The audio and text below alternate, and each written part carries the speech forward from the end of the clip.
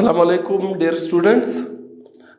Class 10th chemistry organic chemistry के chapter पढ़ने से पहले इलेक्ट्रॉनिक कॉन्फ़िगरेशन बहुत ज़रूरी टॉपिक था। तो इलेक्ट्रॉनिक कॉन्फ़िगरेशन पे हम एक लेक्चर डिलीवर कर चुके हैं जिसमें हमने पहले 18 एलिमेंट्स की इलेक्ट्रॉनिक कॉन्फ़िगरेशन पे बात की थी। आज के इस लेक्चर में हम 18 से जो ऑनवर्ड्स है आर्गन के बाद जो एलिमेंट्स हैं उनकी इलेक्ट्रॉनिक कॉन्फ़िगरेशन हम डिस्कस करेंगे जिंक 30 तक। तो उसमें यह है कि जिसमें डी ऑर्बिटल इन्वॉल्व हो उनका इलेक्ट्रॉनिक कॉन्फ़िगरेशन हम कैसे लिख सकते हैं। तो आपके लेवल तक इतना ज़रूरी है कि आपको पहले 30 एलिमेंट्स के एटॉमिक नंबर भी आपने याद करने हैं, उनके इलेक्ट्रॉनिक कॉन्फ़िगरेशन का भी आपको पता होना चाहिए, क्योंकि आपके कोर्स में इलेक्ट्रॉनिक ये फर्स्ट 30 एलिमेंट्स का आपके साथ उनकी कंपाउंड्स फार्मूलेज आपका इनसे वास्ता पड़ता है, उनकी बॉन्डिंग। तो जब तक आप इनके इलेक्ट्रॉनिक कॉन्फ़िगरेशन नहीं समझेंगे उस वक्त तक आप इनकी बॉन्डिंग उनमें जो केमिस्ट्री इन्वॉल्व है वो आपके समझ में नहीं आएगा। सो मैं फिर आपको कहता हूँ कि आपने पहले 30 एलिमेंट्स के इलेक्ट्रॉनिक कॉन्फ़िगरेशन को अच्छी तरह इनकलकेट करना है। ठीक, अच्छा, आज हम बात करते हैं जिस तरह हमने बात की थी कि जो पहला शेल है हमारे साथ इलेक्ट्रॉन्स कहाँ पे होते हैं, वो शेल्स में होते हैं। शेल्स को पहले शेल में मैक्सिमम इलेक्ट्रॉन्स, इस शेल में कितने आते हैं, मैक्सिमम इलेक्ट्रॉन्स जो पहले शेल में आते हैं वो 2 इलेक्ट्रॉन्स आते हैं। मैक्सिमम इलेक्ट्रॉन्स जो अकोमोडेट हो सकते हैं किसी एटम के पहले शेल में वो 2 इलेक्ट्रॉन। वो हमने एक फार्मूला डिस्कस किया था प्रीवियस क्लास में, 2n स्क्वायर। 2n स्क्वायर से अगर आप कैलकुलेट करते हैं 2n स्क्वायर तो ये पहले में क्या आएगा, ये इस फार्मूले को आप हल करेंगे तो इसका जवाब 2 आएगा। तो ये दो इलेक्ट्रॉन आपके पहले शेल में मैक्सिमम आ सकते हैं। दूसरे में कितने आ सकते हैं, n इज इक्वल टू 2। इसमें इस फार्मूले के तहत अगर आप इसको कैलकुलेट करते हैं तो ये आएंगे, n क्या है, n आपके पास नंबर ऑफ शेल है, 2 दूनी 4, 4 दूनी 8। तो दूसरे शेल में 8 इलेक्ट्रॉन आ सकते हैं।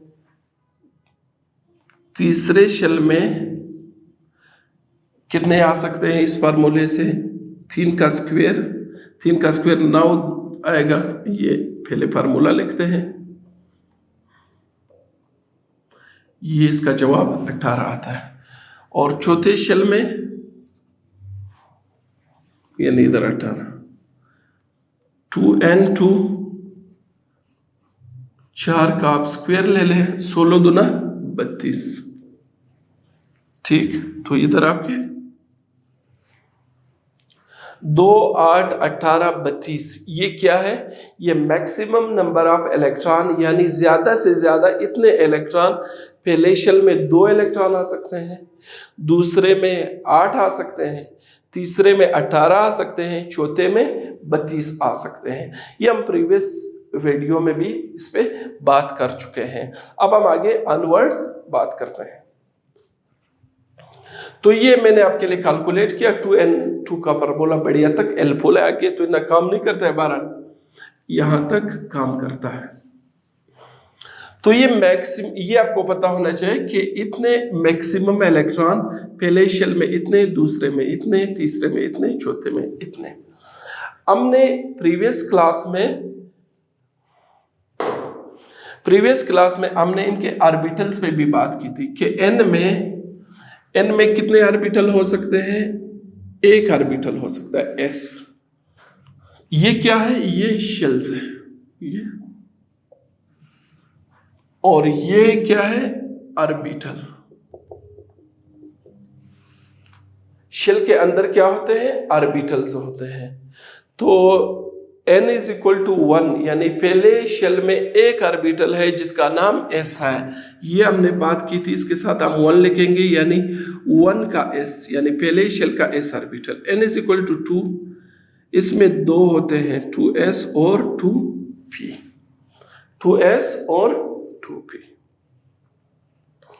तीसरे में क्या होते हैं, 3 ऑर्बिटल होते हैं, S, P और D। तो इनके साथ 3 लिखेंगे ताकि पता चले कि ये तीसरे वाले हैं। और N = 4 का मतलब है S, P, D और F, ये 4 यानी चौथे में। अब तक हम क्या डिस्कस कर चुके हैं, इलेक्ट्रॉन्स कहाँ पे होते हैं, शेल्स में होते हैं। Shell number 1, shell number 2, shell number 3, shell number 4। Shell का दूसरा नाम ऑर्बिट भी है, तीसरा नाम क्या, एनर्जी लेवल भी है, ठीक। अच्छा, किसी एक शेल में मैक्सिमम कितने इलेक्ट्रॉन हो सकते हैं, पहले शेल में मैक्सिमम 2 इलेक्ट्रॉन हो सकते हैं, दूसरे शेल में 8 इलेक्ट्रॉन हो सकते हैं, तीसरे में 18 हो सकते हैं, चौथे में 32 हो सकते हैं। ये 2n² फार्मूले से हम कैलकुलेट कर सकते हैं, ठीक। अब उसके बाद क्या है, उसके बाद यह है कि शेल्स के अंदर क्या होते हैं, ऑर्बिटल्स होते हैं। पहले शेल में कितने ऑर्बिटल है, एक ऑर्बिटल है, उसको क्या कहते हैं, 1s। दूसरे में कितने हैं, 2 ऑर्बिटल है, s और p, जिसको 2s और 2p कहते हैं। तीसरे में 3 ऑर्बिटल है, 3s, 3p, 3d। और चौथे में 4 है, 4s, 4p, 4d, 4f। ये बात फिर मैं आपको बताता चलूं कि इलेक्ट्रॉन्स जो होते हैं वो इनफैक्ट इन शेल्स के ऑर्बिटल्स में होते हैं। अगर इसके पास 2 इलेक्ट्रॉन हैं तो ये 2 इलेक्ट्रॉन s के पास आएंगे, यानी 1s2 हम लिखेंगे। पहले शेल के s ऑर्बिटल में 2 इलेक्ट्रॉन होते हैं। इब्तिदाई तौर पे तो हम यही बात करते हैं कि पहले शेल में 2 इलेक्ट्रॉन है, दूसरे में 8 है, तीसरे में 18 है, चौथे में 32 है। लेकिन जब हम थोड़ा सा इलेक्ट्रॉनिक कन्फिग्रेशन की तरफ आते हैं, फिर हम ये बात करते हैं कि इस शेल के फ्ला ऑर्बिटल में इतने इलेक्ट्रॉन है, क्योंकि शेल्स के अंदर फिर क्या है, ऑर्बिटल्स है। किसी में 1 ऑर्बिटल है, किसी में 2 है, किसी में 3 है, किसी में 4 है। 4 से ज्यादा ऑर्बिटल नहीं हो सकते हैं, ठीक। अगर 5वां भी हमारे साथ इधर हो तो उसमें भी यही sp_d और f चलेंगे, ठीक। तो ये कोई नेक्स्ट ऑर्बिटल उसमें नहीं आएगा, ठीक। तो बहरहाल अब बात क्या करते हैं हम ये देखते हैं कि how can we write the electronic configuration of the elements. अब आर्गन 18 तक तो हम प्रीवियस क्लास में डिस्कस कर चुके हैं। आज की क्लास में हम थोड़ा सा आगे जाएंगे। वो कैसे हम जाएंगे, हमारे साथ एक एलिमेंट है आर्गन के बाद है K19, पोटाशियम 19। इलेक्ट्रॉनिक कन्फिग्रेशन क्या है, K19 का एटॉमिक नंबर 19 है, इलेक्ट्रॉन भी उसमें 19 है, प्रोटॉन 19 है, इलेक्ट्रॉन 19। प्रोटॉन से तो हमारा काम नहीं, हमारा काम क्या है, इलेक्ट्रॉनों की तकसीम। अब ये 19 इलेक्ट्रॉन केसेस में हम तकसीम करते हैं। तो सबसे पहले इलेक्ट्रॉन किसके पास आएंगे, पहले शेल के s ऑर्बिटल में, फिर उसके बाद इसमें, फिर इसमें, फिर इसमें, फिर इसमें, फिर देखते हैं किस में जाते हैं, ठीक। अच्छा, अब हमने पहले शेल में 2 इलेक्ट्रॉन हैं तो वो किसके पास जाएंगे, 1s2। ये इलेक्ट्रॉन इसमें जाएंगे, 1s2, ठीक। पहले शेल में 2 इलेक्ट्रॉन मैक्सिमम है, वो उसके ऑर्बिटल 1s के पास गए।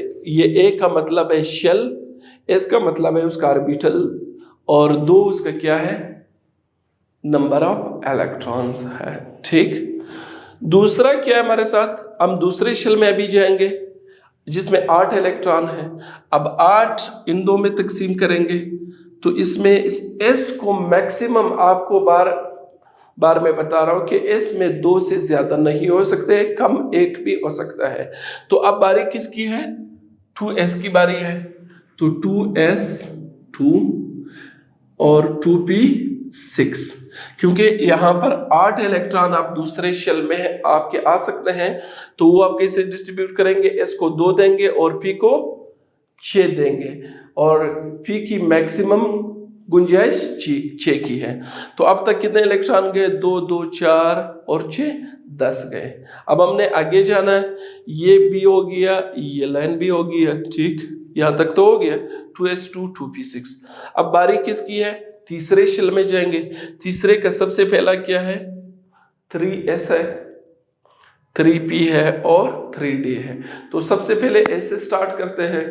तो s को देंगे कितने इलेक्ट्रॉन, s जिसका भी हो, ये तो पहला शेल आपका हो गया ना, ये दूसरा शेल हो गया, ये 3s2, ये अभी इलेक्ट्रॉन कितने हो गए 12।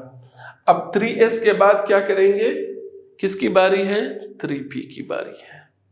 3p में कितने आएंगे, p में मैक्सिमम 6 आ सकते हैं। अब आप यहां हिसाब लगाए, अभी तक कितने इलेक्ट्रॉन हम दे चुके हैं, ऊपर इलेक्ट्रॉन्स होते हैं, 2 इलेक्ट्रॉन, 4, 10, 12, 18 इलेक्ट्रॉन अब तक आए हैं। अब 1 इलेक्ट्रॉन है, अब तक हम कौन से कवर कर चुके हैं, ये हुआ है, ये हुआ है, 3s भी हुआ है, 3p भी हुआ है। बारी किसकी आ रही है, 3d की बारी आ रही है। 1 इलेक्ट्रॉन रहता है, अब बारी इसकी आ रही है 3d की, इसके बाद किसकी है, 4s की है। लेकिन एक चीज ज़हन में रखो, अब देखो हम एक तरतीब से आ रहे थे ना, 1s को हमने इलेक्ट्रॉन दिए सबसे पहले, फिर 2s, 2p, 3s, 3p, अब ये 3d है, ये 4s है। अब किसको देना होगा, बारी किसकी है, 3d की है, क्योंकि हम तीसरे शेल में जा रहे हैं।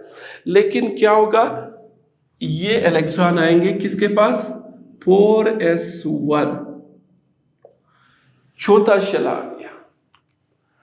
ये 1 इलेक्ट्रॉन किधर गया, ये 4s में गया। अब सवाल ये है कि हम एक तरतीब से आ रहे थे, 1s, 2s, 2p, 3s, 3p, 3d,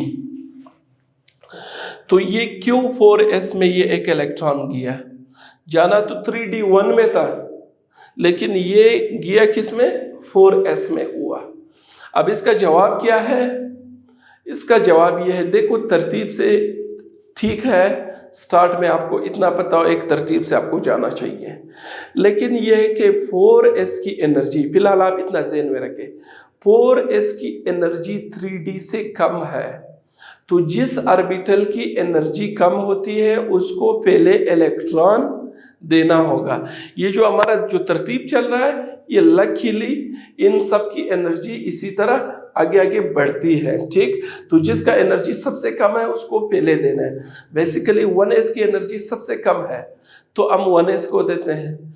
अब ये क्या है, 4s की जो एनर्जी है ना, उसकी एनर्जी क्या है, 3d के मुकाबले में, ये आप ज़हन में रखिए, 4s की एनर्जी 3d की मुकाबले में कम है, लिहाजा इलेक्ट्रॉन सबसे पहले 4s में जाएंगे, फिर उसके बाद ये 3d में आएंगे।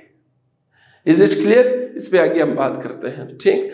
बहरहाल हम थोड़ा सा आगे चलते हैं, फिर बात करते हैं। अब आप इसको भी देखें, कैल्शियम 20, सेम कन्फिग्रेशन है। अब कैसे देंगे, पहले इसको 1s2, फिर 2s2, 2p6, 3s2, 3p6, यहाँ तक तो 18 हो जाएगा। अब रह गए 2 इलेक्ट्रॉन, 3d बमुकाबिला है 4s। ये एक चीज आप ज़हन में रखें क्लास 10th के लेवल तक, कि 3d की बारी आ रही है लेकिन हम 4s को दे रहे। क्यों दे रहे, क्योंकि एनर्जी 4s का क्या है, कम है 3d से। बस जस्टिफिकेशन आपने ये ज़हन में रखनी है। बारी 3d की है इस तरतीब में, लेकिन हम दे रहे हैं 4s को। अब देखो कैसे, उस पर भी हम बात करते हैं। 1s2, 2s2, 2p6, 3s2, 3p6, 4s2। अब ये देखो, यहाँ पर 3d आना चाहिए लेकिन 4s आ रहा है, तो उसका जवाब ये है कि 3d की एनर्जी ज़्यादा है, 4s की एनर्जी कम है। तो इलेक्ट्रॉन पहले उस शेल में जाएगा, उस ऑर्बिटल में जाएगा जिसकी एनर्जी क्या हो, जिसकी एनर्जी कम हो, ठीक। ये एक रूल है। अब बाहु प्रिंसिपल आप लोगों ने पढ़ा होगा या आगे आप फर्स्ट ईयर में पढ़ेंगे। बहरहाल आपको इतना ही पता होना चाहिए। तो ये हमने कैल्शियम 20 का लिख लिया, ठीक। अब हम आगे जाएंगे, फिर आपको समझ आएगा। Now we will go toward scandium 21। 21 electrons हैं इसमें।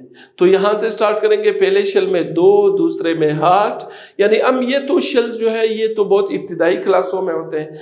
आपने इलेक्ट्रॉन्स को ऑर्बिटल में तकसीम करना है। ऑर्बिटल्स कहाँ पे होते हैं? वो शेल्स में होते हैं। तो पहले 1s, फिर ये 2s2, 2p6, 3s2, 3p6। अब यहां तक तो आप जा सकते हैं जिस तरह ये लिखा है 1s2, 2s2, 2p6, ये तो पहला शेल हो गया, ये दूसरा हो गया 3s2, 3p6। अब बारी फिर किसकी है? 3p6 तक तो हम पहुंचे हैं, 3d की बारी है, लेकिन हम किसको दे रहे हैं? 4s को दे रहे हैं। 4s2, 4s2। अब ये कितने इलेक्ट्रॉन है? इन सबको जमा करो, 2, 2, 4, 6, 10, 12, 18, 20 इलेक्ट्रॉन है। तो इनके पास 21 है। अब क्या करेंगे? हमने तो यहां पर 3d को छोड़ा था, 4s को लाया था ना दरमियान में, तो अब वापस हमें 3d को तो अभी तो देना पड़ेगा। 4s बढ़ गया ना, जब 4s बढ़ गया तो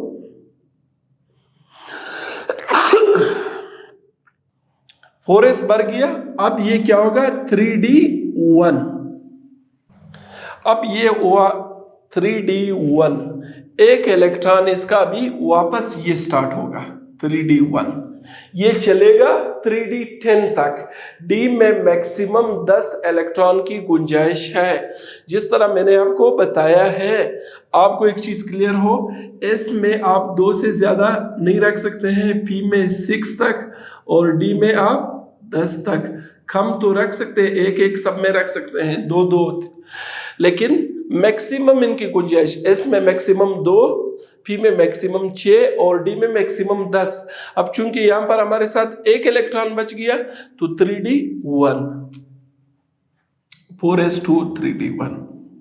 अब ये देखो, ये तरतीब में नहीं आया है ना, बारी 3p के पास 3d आनी चाहिए ना, लेकिन 4s आ गया। वजह क्या है? एनर्जी 4s की कम है। इस एनर्जी पे भी हम बात करेंगे, लेकिन पहले मैं 1-2 की कन्फिग्रेशन लिखूं ताकि आपको समझ आ जाए। ठीक, अब स्कैंडियम के बाद अगर हम बात करते हैं, मैं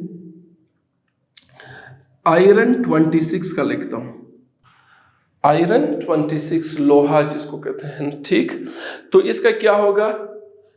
1s2, 2s2, 2p6, 3s2, 3p6।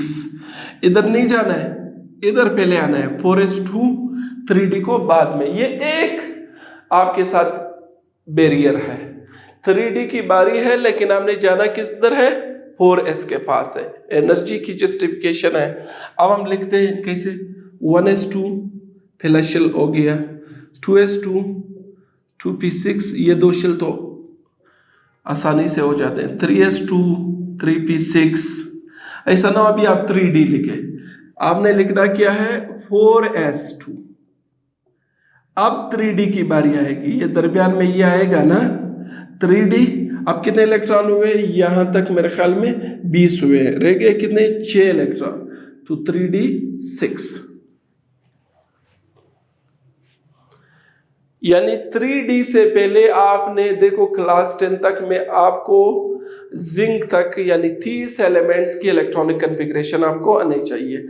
Argon तक तो हम पहले बात कर चुके हैं। आज हम थोड़ा सा डिफिकल्ट कुछ भी नहीं है, सिर्फ 3d से पहले 4s को भरना है, आपका काम हो जाता है। ठीक, तो ये 3d6 हो गया। ठीक, ये एक बैरियर है जो आपको ज़हन में रखना है। अभी इसी तरह अगर हम लिखें जिंक 30 का, अब आप खुद देखें 1s2, 2s2, 2p6, 3s2, 3p6, यानी फुल आपने भरने हैं, मैक्सिमम जितना ये अकोमोडेट कर। फिर 4s2, फिर इधर आएंगे 3d10 बचेंगे। तो d में मैक्सिमम आपको बताया, मैक्सिमम इलेक्ट्रॉन d में 10 हो सकते हैं। So we can write like this 1s2, 2s2, 2p6, 3s2, 3p6, 4s2, 3d10। अब देखो, ये आपका तीसरा शेल, ये ये आपका तीसरा शेल है। 2 और 6 10, 8 8 और 10 18 इलेक्ट्रॉन जो हमने बात की थी, ये 18 इलेक्ट्रॉन इस तरह आ गए। दूसरे में कितने हैं? 8 है। इधर कितने हैं? 2 है। इन दोनों के मिला के 18 है ना, ठीक है। चौथा भी ओपन है 4s के बाद। तो ये हुआ किसका? जिंक का electronic configuration. How can we write the electronic configuration for zinc?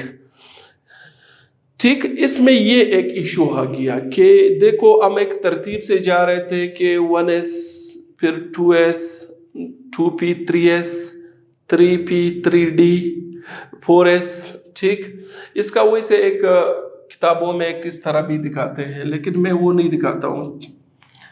अच्छा, अब ये है नेक्स्ट आपने क्या करना है। अब हमने ये मसला हल करना है कि भाई ये 4s पहले क्यों आता है 3d से। पहली जस्टिफिकेशन तो मैंने आपको बताया कि जिसका एनर्जी कम हो। अब बाहु प्रिंसिपल भी ये कहता है कि भाई जिसकी एनर्जी कम हो उसको पहले दे दो। इसका मतलब ये जब आप इस तरतीब में जा रहे हैं, इसकी एनर्जी सबसे कम है, फिर एनर्जी बढ़ रही है 3d की तरफ, ठीक। अब कैसे पता चलेगा कि भाई किसी ऑर्बिटल की एनर्जी कितनी कम है, ठीक। इसके लिए 2 चीज़ों का आपको पता होना ज़रूरी है, फिर आप एनर्जी का भी अंदाज़ा लगा सकते हैं कि किस ऑर्बिटल की energy.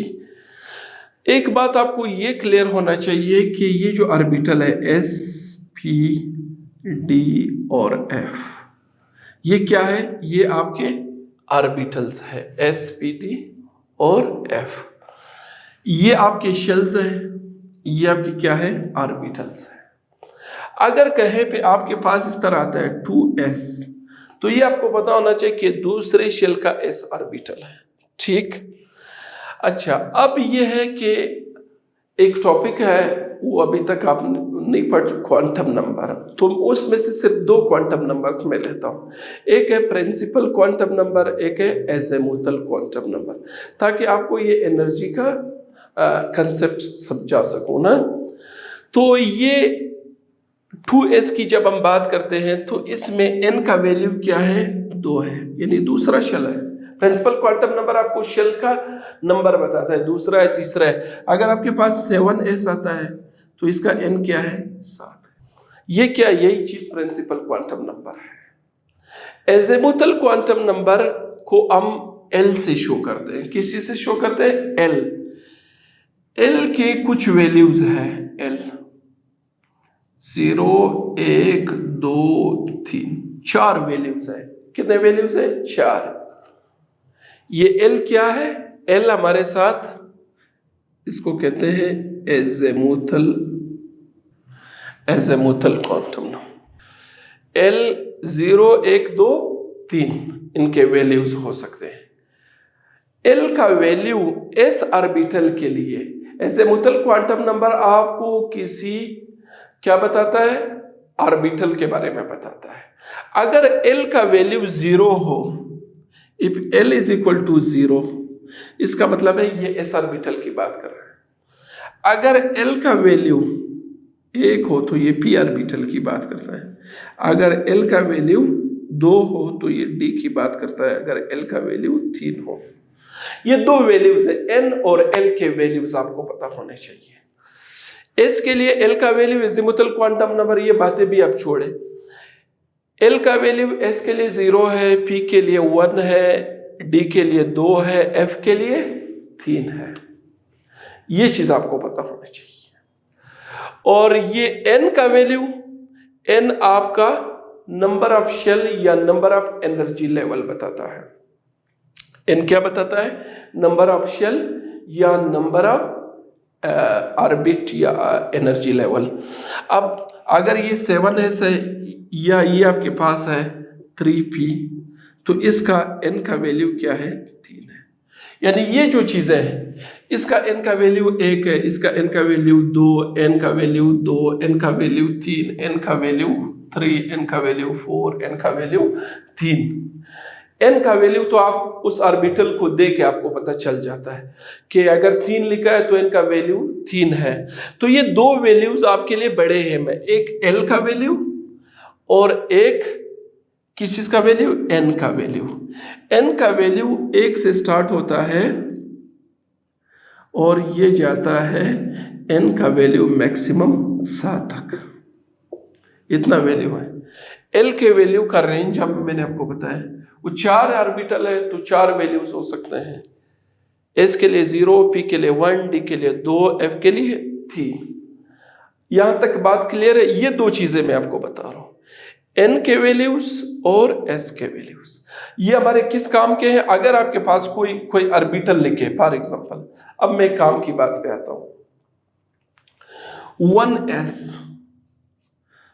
And somebody asks you कि इसका, कोई आपसे पूछता है कि इसका n का वैल्यू क्या है और इसका l का वैल्यू। n का वैल्यू तो क्या है, 1 है। ये s ऑर्बिटल है, s के लिए l का वैल्यू 0 है, तो इसके लिए हम इस तरह लिख सकते हैं। बल्कि अभी हम इन सब के लिखेंगे, 1s का हमने लिखा 1 और 0। अब 2s का हम कैसे लिखेंगे? n का वैल्यू क्या है, 2 है। l तो वही है, जहां s हो वहां l की वैल्यू 0 होती है। Is it clear? ये हमने इसका लिखा, इसका लिखा। अब मैं 2p नेक्स्ट है, 2p का लिखता हूं कैसे, n का वैल्यू 2, p का वैल्यू 1। 3s का लिखता हूं, n का वैल्यू 3, s का वैल्यू 0। 2p 3s। 3p का मैं लिखता हूं, n का वैल्यू 3, p का वैल्यू 1। आप किसी का भी लिख सकते हैं इस तरह। तो ये n और l के value, n number of shell show करता है, l ऑर्बिटल शो करता है, क्या वो s है, क्या वो p है, क्या वो d है, क्या वो f है। ठीक, ये चीजें शो करते हैं। अब हम बात करते हैं एनर्जी के बारे में। असल में हम बात कर रहे थे कि किसी शेल की, हमने बात यहां पे की, यहां पर ये एक हिसाब से नॉर्मलिटी आई, 3s को दिया 3p, क्यों 3d को पहले नहीं भरा फिर 4s की तरफ हम नहीं गए? तरतीब तो यही आ रही थी या इस चार्ट से ना, लेकिन वो कहते हैं नहीं ऐसा नहीं करना है। कैसे फिर करना है? कहते हैं चूंकि 4s की एनर्जी 3d से कम है। अब एनर्जी का कैसे पता चलेगा? एनर्जी को का आपको पता चलेगा, एक रूल है, ये चीज तो आपको क्लियर है, ये 1832 में हमने बात की है ना, n+l रूल। किसी भी ऑर्बिटल के लिए आप उसका n+l कैलकुलेट करें, n+l कैलकुलेट करें, आपको पता चलेगा कि वो क्या है, उसकी एनर्जी की वैल्यू का आप अंदाजा लगा सकते हैं। अब कैसे? सबसे पहले मैं इसी जगह से स्टार्ट करता हूं, 4s और 3d की n+l हम कैलकुलेट करते हैं। अब 4s का क्या है, 4s का n क्या है, 4 है। l इसका क्या है, l का वैल्यू 0, s के लिए तो 0 होता है ना, तो n+l फार्मूले के मुताबिक 4 + 0 बराबर है 4। ठीक, ये आपको। अब 3d का आप देखें, n का वैल्यू कितना है, 3। d का वैल्यू इसमें आप देखें, d का वैल्यू l के लिए 2 है, d के लिए l का वैल्यू 2, तो 3 + 2, 3 + 2 ये किस चीज के बराबर होगा, 5। अब आप देखें, जिसका n+l कम हो उसकी एनर्जी भी कम होती है। अब 4s का कितना निकल आया, 4 आया। 3d का कितना निकल आया, 5 निकल आया। तो इसका मतलब यह है कि 4s की एनर्जी 3d से कम है, यानी जिसका n+l का वैल्यू कम हो उसकी एनर्जी भी कम होती है, उसको आपने पहले इलेक्ट्रॉन देने, इलेक्ट्रॉन देने के प्रोसेस में इलेक्ट्रॉनिक कन्फिग, ये मैं आपको कंसेप्ट बता रहा हूँ। इलेक्ट्रॉनिक कन्फिग्रेशन के प्रोसेस में आपने उस शेल को पहले इलेक्ट्रॉन देने, उस ऑर्बिटल को जिसका एनर्जी कम हो। एनर्जी का अंदाजा में कैसे लगेगा, आपने उस ऑर्बिटल का n+l कैलकुलेट करना है। जिस तरह अभी हमने इन दो का मवाजना किया 4s और 3d का, तो 3d की एनर्जी क्या है, वो ज्यादा है 4s से। क्यों, हमने n+l कैलकुलेट किया, इसका 5 आया और इसका क्या है 4 है। इसी वजह से इलेक्ट्रॉनिक कन्फिग्रेशन में 4s कम्स बिफोर 3d। ये कंसेप्ट है। बात समझ आ रही है? फिर मैं समझाऊं।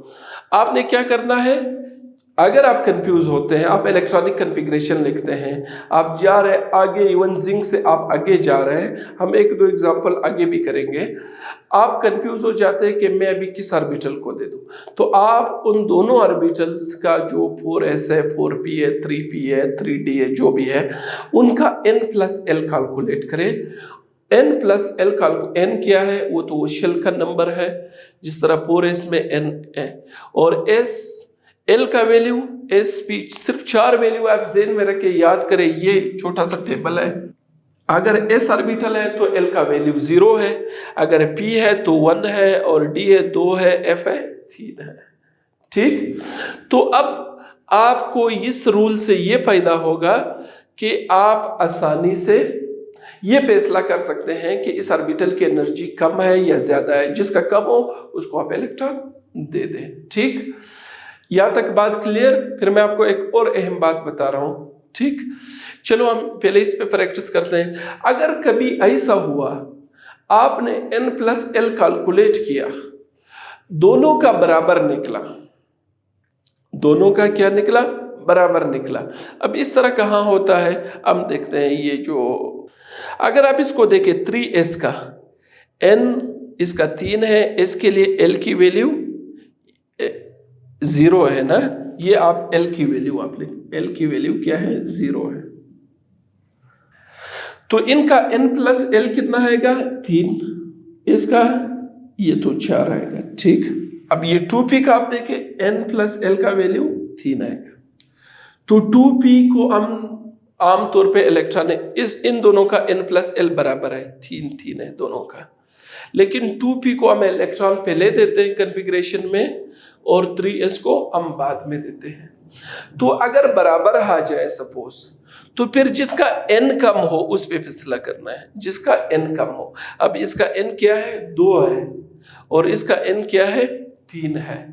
तो जिसका n का वैल्यू कम हो, अब ये दो बातें मैंने आपको बताई।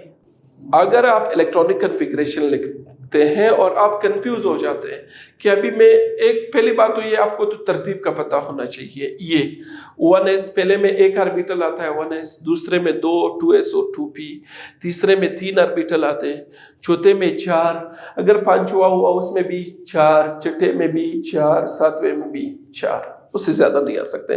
SPDF मैक्सिमम है। ठीक, अब उसके बाद आप इलेक्ट्रॉनिक कन्फिग्रेशन किसी का लिखते हैं एंड यू गेट कंफ्यूज कि मैं किस ऑर्बिटल को पहले दे दूं, तो उस कंफ्यूजन को रिमूव करने के लिए क्या है, आपने उन ऑर्बिटल्स का n+l कैलकुलेट करना है। जिसका n+l कम आया तो वो ये अंडरस्टूड बात है कि उस ऑर्बिटल की एनर्जी कम है और अगले की एनर्जी क्या है, ज्यादा है। ठीक, ये मैंने 3 ट्रांजिशन एलिमेंट्स के आपके लिए किए हैं, किसी और का हम करते हैं। अब अगर हम लिखना चाहे कोबाल्ट 27 का क्या है, scandium, titanium, vanadium, chromium, manganese, iron, cobalt, nickel, copper, zinc. ठीक, तो ये निकल का आई थिंक 28 है, बहरहाल जिसका भी 28 है। तो अब हम इसका लिखते हैं, आसान सी बात है। पहले तो आप इसमें आ जाओ, पहले शेल का तो खैर है 1s2, ये हो गया, फिर 2s2, फिर 2p6, ये 2 शेल तो आपके गए।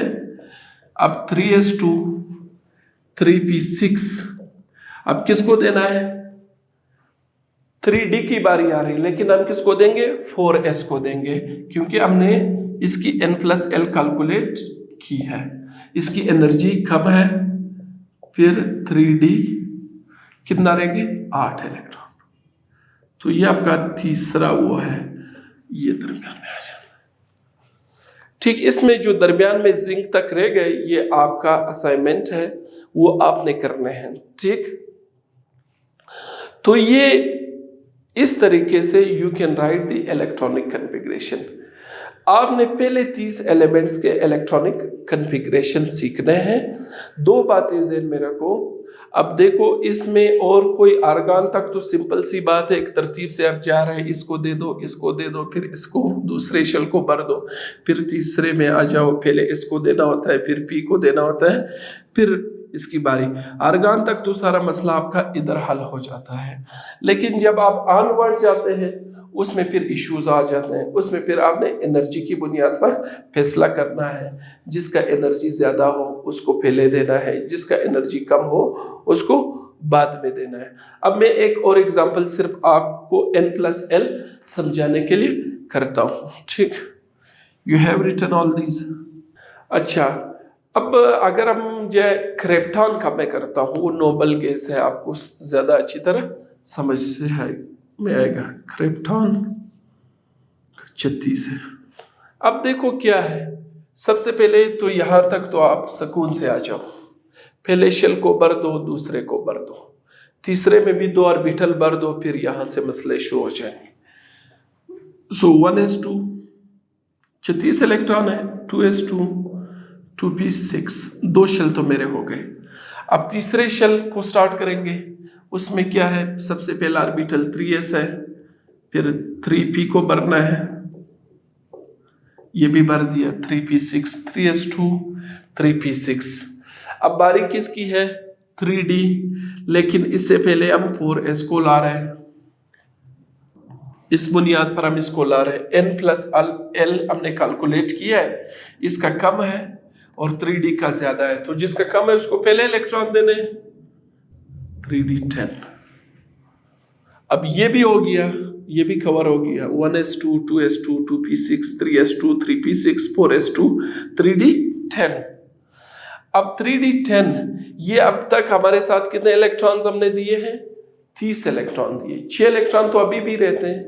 अब बारी किसकी है, बारी 3d तो हो गया। अब नेक्स्ट हम जाएंगे वापस 4s को तो पहले से हमने भरा है, तो अब बारी है 4p की। ठीक, तो हमें 4p की तरफ जाना चाहिए। ठीक, अब 4p का भी आप अगर n+l निकालना चाहें तो 4 तो इसका n है और p की वैल्यू 1 है, तो ये आपके पास आएगा 5 इसका वैल्यू आएगा। लेकिन वो चूंकि 3d जो है उसका n+l में n उससे छोटा है, लिहाजा ये आएगा क्या आएगा 4p6। So this way you can write the electronic configuration। अब 2 अहम बातें आपको आज के इस लेक्चर में, पार्ट 1 तो रिलेटिवली सिंपल है, पार्ट 2 इस लेक्चर में 2 बातें आपको बताए कि उस ऑर्बिटल को आपने पहले देना है जिसमें क्या हो, जिसमें आपके साथ जिसका n+l कम हो। अगर कोई ऐसी सूरत हाल आती है तो आपने n+l सबका चेक करना है। अगर n+l बराबर आता है तो फिर आप उसमें देखिए n का वैल्यू किसका कम है, यानी शेल किसका नीचे वाला है, तो फिर उस बुनियाद पे आपने फैसला करना है। अगर n+l बराबर आता है तो डियर स्टूडेंट्स, ये पहले 30 एलिमेंट्स का इलेक्ट्रॉनिक कन्फिग्रेशन आपके लिए बहुत ज़रूरी है। इसके बाद आपको फिर बॉन्डिंग भी समझ आएगी, आपको केमिस्ट्री इन एलिमेंट्स की समझ आती है। ठीक, तो नेक्स्ट क्लास तक आप इजाज़त दीजिए। अल्लाह हाफ़िज़।